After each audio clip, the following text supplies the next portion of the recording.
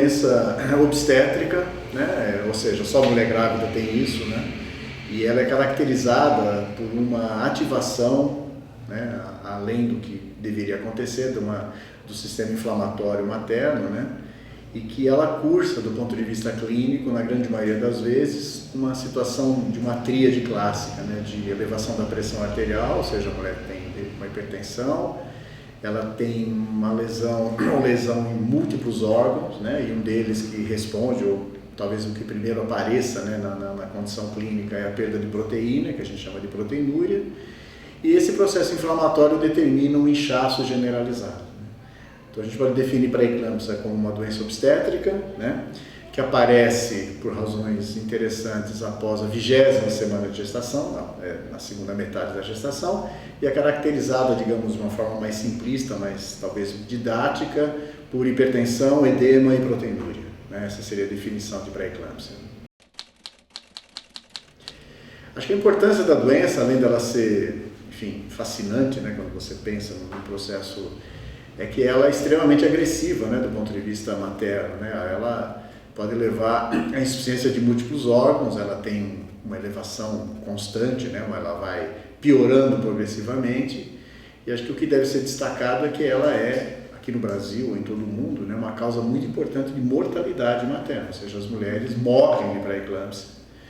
E se não morrem, elas ficam muitas vezes severamente acometidas pelo resto da sua vida, né?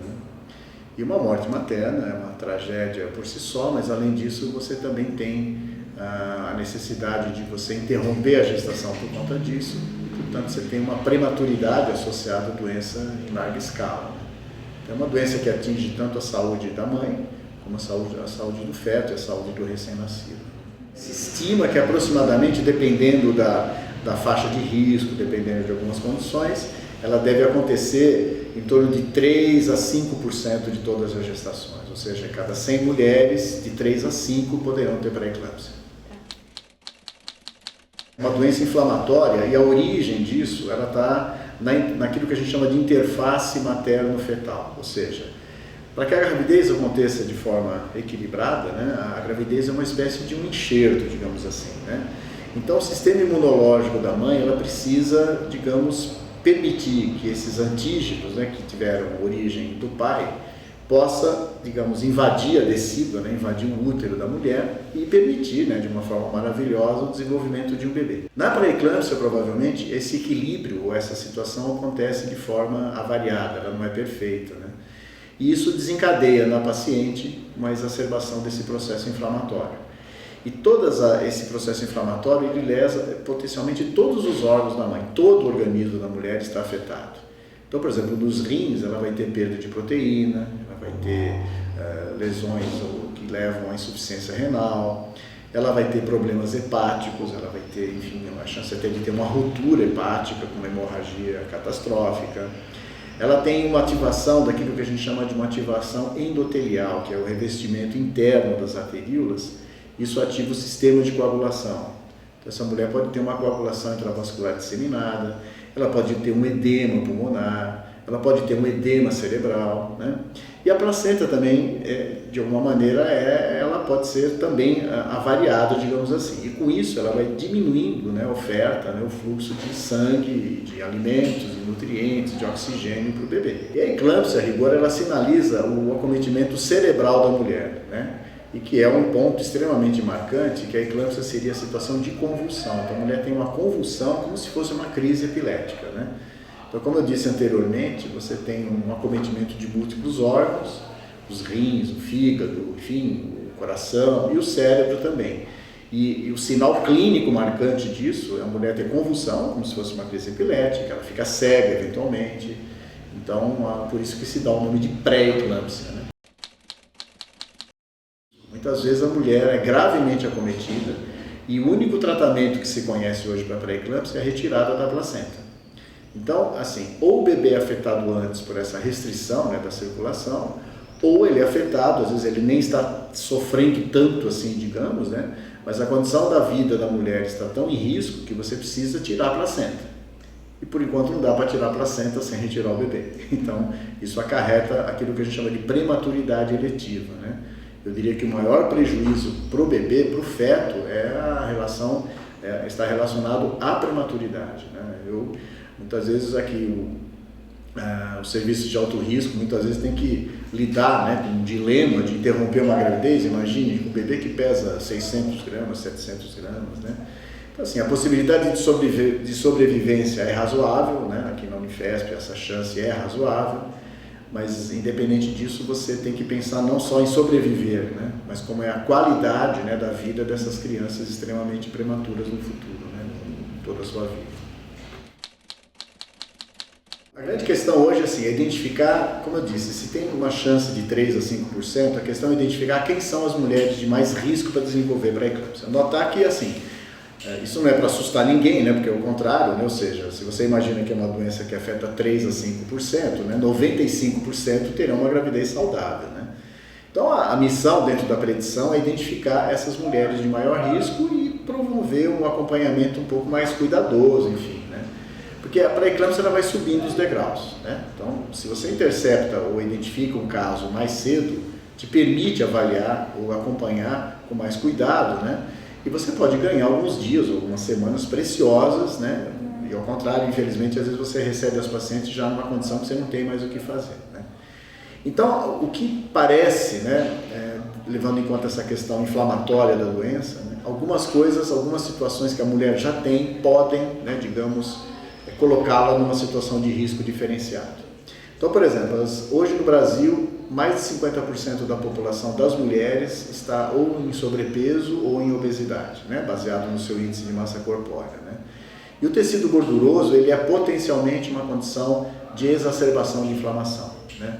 Então, tanto homens como mulheres obesas, elas têm mais chance de doenças cardiovasculares, né? Porque o tecido gorduroso produz uma série de substâncias inflamatórias, né?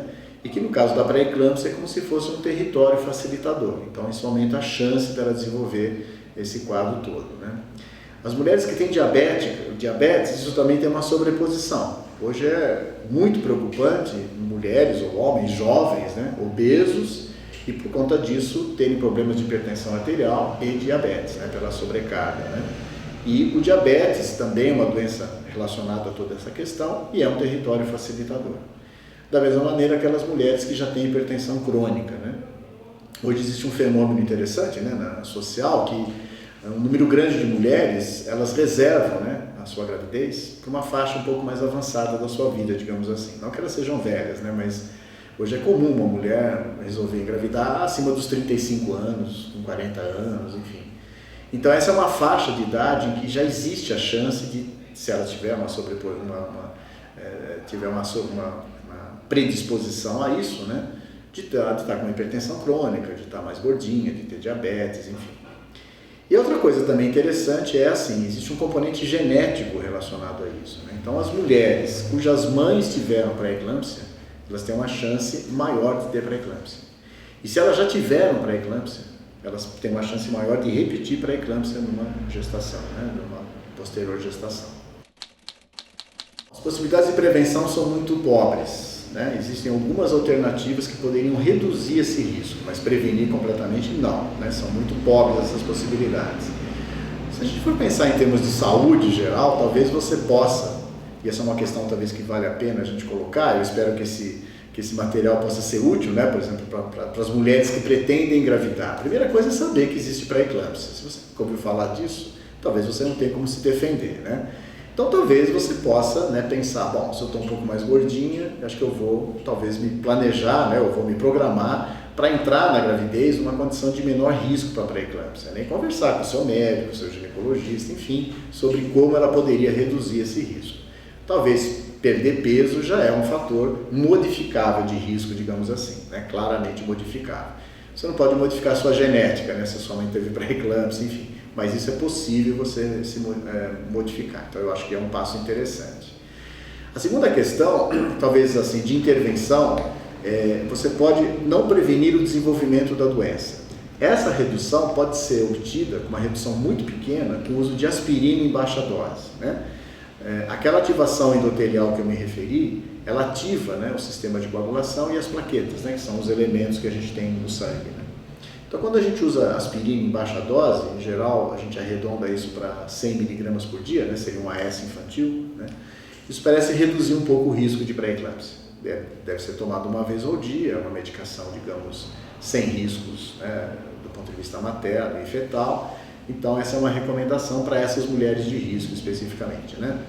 A outra possibilidade é assim, isso vale bastante para quando você está trabalhando com uma população de mulheres que tem uma dieta pobre em cálcio, né?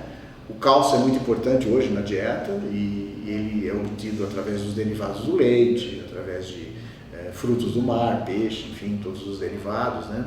De folhas de folha, vegetais de folha escura, né? Isso tem uma importância interessante quando você está diante, portanto, de uma população que tem uma ingesta pobre em cálcio. Então, se você repor o cálcio ou alinhar essa dieta, isso parece reduzir os riscos de pré-eclâmpsia.